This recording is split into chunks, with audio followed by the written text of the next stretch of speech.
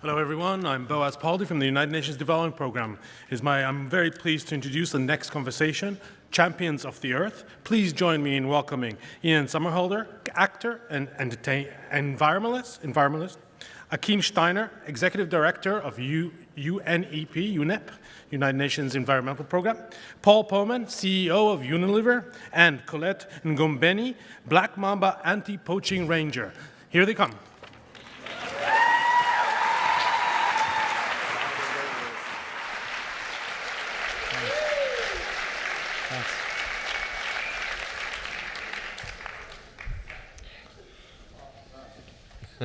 Hello, everyone.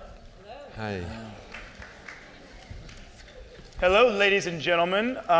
Whether you are here in the room or on Mashable, it's great to have you here at the Social Good Summit panel. When I did this panel a couple years ago, I said that millennials don't just want to watch the news or read the news. They want to know what they can do about it. But that's not true. That statement doesn't capture the real truth, because now more than ever, people around the world from every age and every walk of life don't want to just be spectators anymore. They're not going to sit around and watch the world that they live in unravel. They refuse to believe that top-down government policies are enough, and they want to do something. So, another thing they don't want to do is they don't want to just shrug off their personal responsibility to make that change. So we have an incredible group of people here tonight, and I just want to remind you that when people think and act, not just like these individuals, but individuals like us at home, like this, amazing things happen, and the change that we so need happens. So I am really proud to be here today with the United Nations Environment Programme Champions Earth Ceremony, which we will be tonight honoring some of these amazing people. And it's one of the highest honors that the United Nations can give. So I'm extremely pleased to say that I have Achim Steiner, the Executive Director of the UNEP.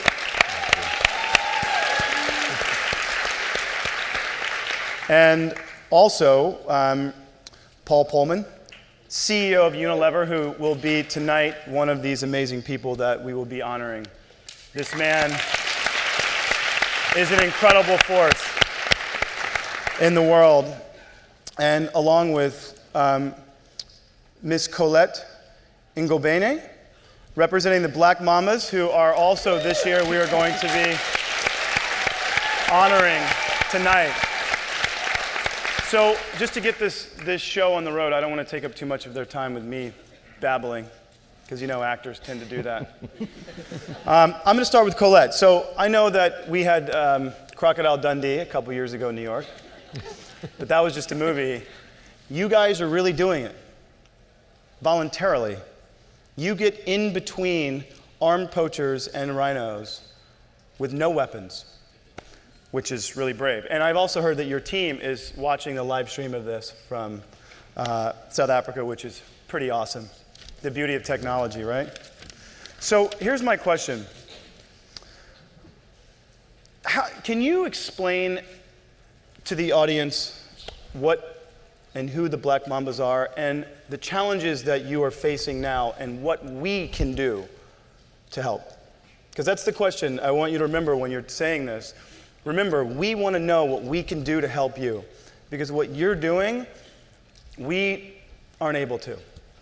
So tell us who you are, what you're doing, the challenges you're facing, and what we can do to help you.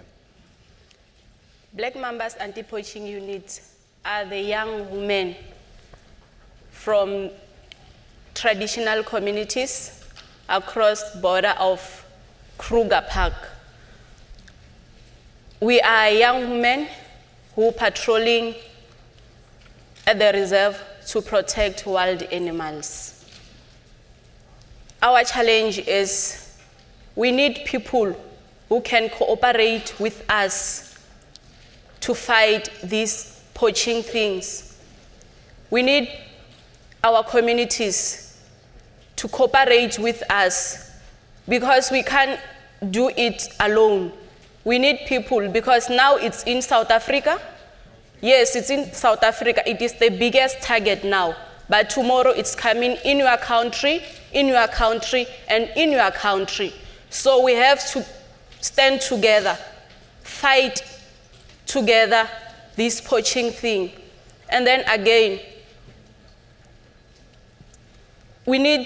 our challenge is if we can be provided with assets and then with more Black Mambas, even though I don't talk about South Africa only.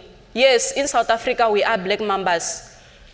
Even other countries next to our country, we need people that they are going to work so then we can finish this fight.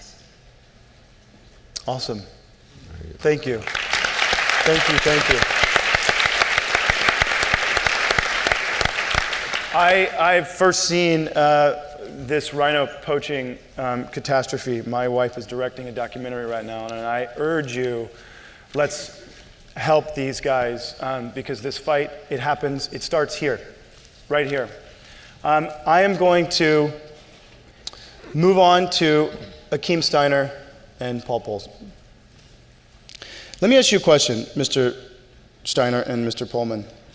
So, because these men are not only friends, but they are of the, if you look at this, these are three levels of society, right? You have the civil service, you have governmental, the UN, sort of, and then you have the private sector. These three massive layers of how we function in society. So I'm going to weave Achim Steiner and Paul Polman together because they're friends, and you have the upper echelons of the nonprofit world and the upper echelons of the for-profit world.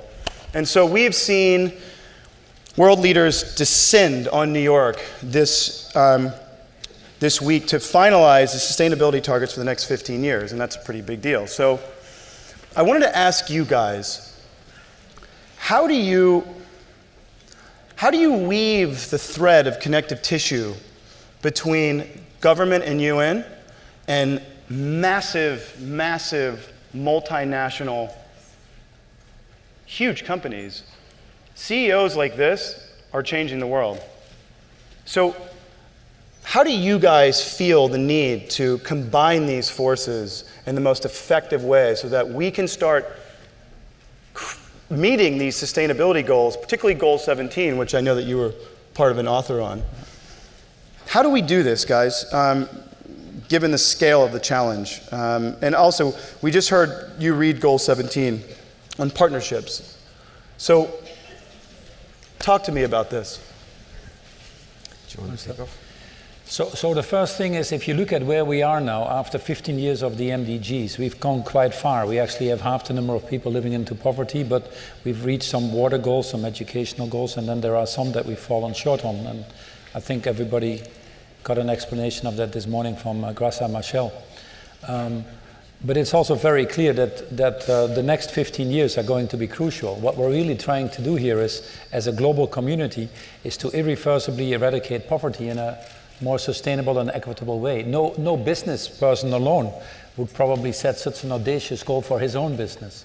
Yeah, that's pretty. So if you want to achieve this very important but uncomfortable goal, we just need to work together in a different way than we've done before. Many of these issues that are there are not there because we want them to be there. It's just that the system that we're working on right now doesn't solve it. So what we do, even for private sector, has to make you feel a little bit uncomfortable. Business as usual will not get us there. Government as usual will not get us there. Civil society as usual will not get us there. So we have to get people out of this comfort zone if we want to achieve these goals. It means that we have to work a little bit longer term versus the short-termism that has crept into business. It means that we have to work a little bit more in partnership, which is difficult for some people to do. And, right. Well, CEOs aren't typically labeled as the green cuddly types. No, they're not really, but every CEO is a father. I haven't met any CEOs who want more unemployment or more air pollution or more people going to bed hungry either. Right. So we have to work with them and to see how can we remove some of these constraints that drive their behaviors. And that's very much what I'm focused on. I'm very lucky to sit here because I was born in the Netherlands and belong to a very small part of the global population that got educated, didn't die before the age of 5, had a toilet at home. So I think it's quite normal that you then put yourself to the service of others.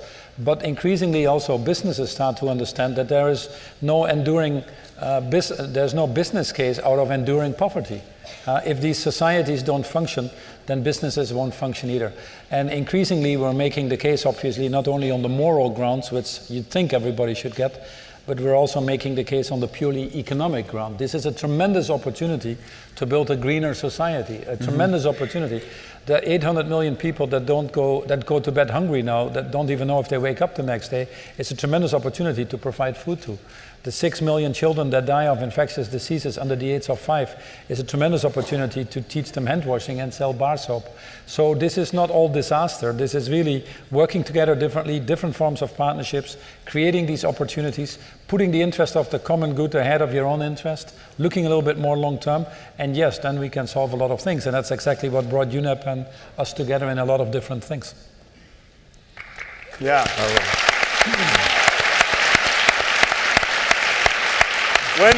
When is the last time you heard a CEO of this level having these types of conversations? It's pretty inspiring. Well, it's a father of 3. Thank you. It's a father of 3, right. Ian, thank you, first of all, for having us together here on this sofa, but also for what you do. And I think what we are doing today is what we also have done over the last few years and what we need to do even more, which is whether you're on the front lines of poaching, whether you are heading a business that needs to reinvent itself, whether you reach out to your millions and millions of followers, not just to think about today, but about tomorrow, that's where it gets interesting, that's where it gets exciting. And I think the conversation we're having in so many different fora had a special moment this week here in New York. You know, people often look to what happens in the UN as an example of dividing us, but if anybody wanted to know why we have these Sustainable Development Goals, go back to listen to the address of Pope Francis this week to the General Assembly and listen to the profound observations he made about the state of our world.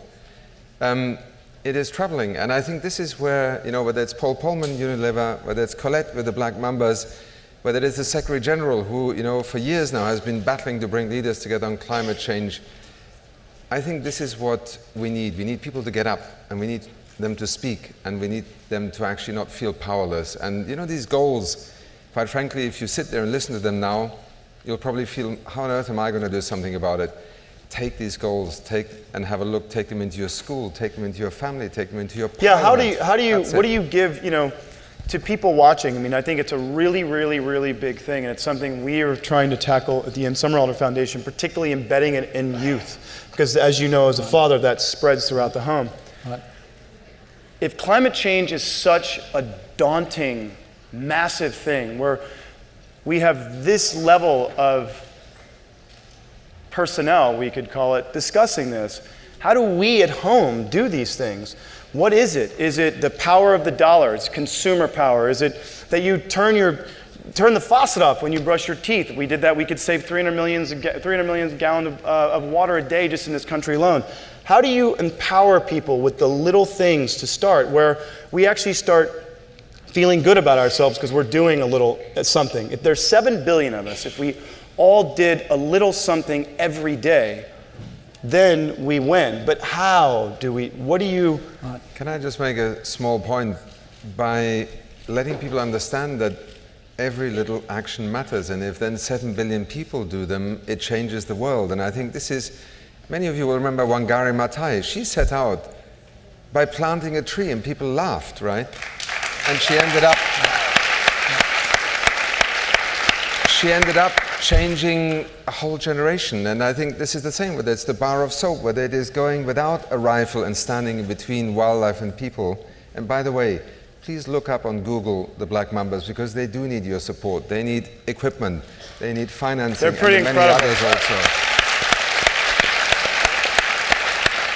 But my only message would be with the champions today also that we're celebrating this evening, Ian, with you there, is to say the power of one is actually incredible. And then when others feel that there is somebody else, and that is how Wangari Maathai at the time launched not only the Greenbelt movement, we launched the Billion Tree campaign, and within 4 years, 14 billion trees got planted by people because Incredible. she called on them to do this. And that's, I think, what we need to do. And business has its role, a community has its role. And yes, I firmly believe also the United Nations, especially in this day and age where so much is tearing this world apart. Ban Ki-moon this week called the General Assembly Hall a sacred place.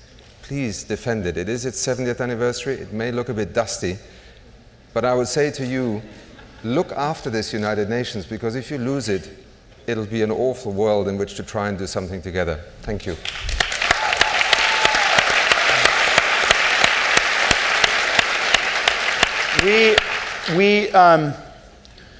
We have literally about 5 minutes left, and I just wanted to ask if there was anything else that you guys wanted to point out, or any points you wanted to touch upon or readdress. No, I want to come back to the Pope's speech, because when the Pope also mentioned why it is important to have this agreement, he said it's the only place in the world where 193 countries or 195 countries now meet. In the absence of global governance working as well as we want it to work in many other places, the United Nations has an incredible role to play. This is a moral framework above all to be executed against. What the Pope also said was that he didn't like this culture of, he called it, at least in my translation, declarianism or something. Everybody just being on panels and declaring things. You know, no reputation is made out of saying what you're going to do. The reputations are made out of doing things. And as you rightfully say, these lot of small actions make big differences. We have a unique opportunity now with technology to connect people, to connect their spending power, and things go viral incredibly quickly. I think that's a good thing, and it's mainly driven by the young. So if you want to change the world, without any doubt, you have to not only include the young, you have to make the young an active part of what you're going to shape. When we were working on the high-level panel for the Millennium Development Goals, which then subsequently became the Sustainable Development Goals, we put a website out there which was called The World We Want. Within a nanosecond, which is a period of a few weeks, we got about 10 million responses from young people about the world they wanted and wanted to be part of. And actually, interestingly, most of them were from, or a disproportionate amount of them were from Africa. So there is an enormous urge. And if you think about that, 80% of the world population living outside of Europe and the US, and half of those are people below 25 years old. And one thing is clear, they don't want to just be part of it, they want to actively shape that future. It's their future, and that's what we need to empower to drive the change. Thank you guys so much. Thank you, thank you, thank you. Thank you all for being here. Look at this group of people.